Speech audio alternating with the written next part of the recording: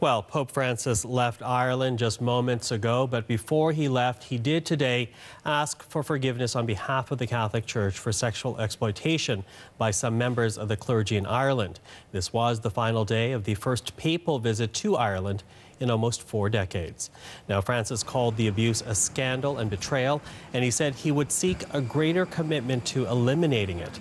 And while he was cheered by many others staged demonstrations demanding action on the issue, we get more on that from our Margaret Evans in Dublin. People around me clearly don't believe that the Pope Francis, the Church are telling the truth about what they're doing to actually try to address this endemic problem of not just child abuse in the Catholic Church. Here in Ireland, there are an estimated 100,000 children who are handed off from their mothers in so-called mother and baby homes or in work factories, places for women considered fallen women, taken from their children, put up for adoption, or winding up in industrial schools. So there's a long history here, obviously, and people are out. They call this a counter demonstration, but more of a vigil for all of the victims. They want accountability, and they say, you've been talking about this long enough. Acknowledgements, fine words, and sermons are not enough. What they want is accountability.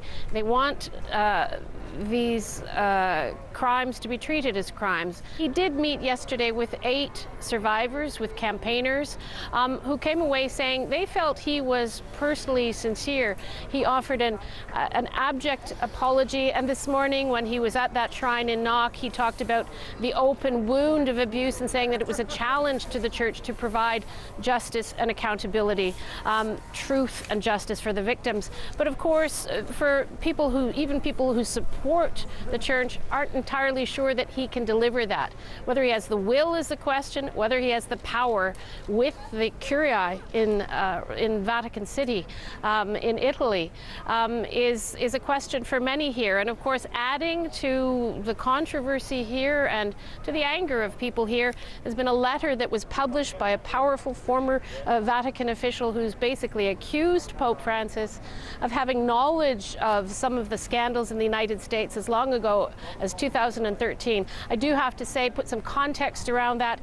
This is a letter from someone who is quite a strong opponent of Pope Francis, and they are unproven allegations at this stage, but it certainly doesn't help with the mood here. And that's why many of the people that you talk to will say, what's important about this visit is not really what's been said here, but it's what Pope Francis does when he leaves the country. And our thanks to Margaret Evans reporting in Dublin.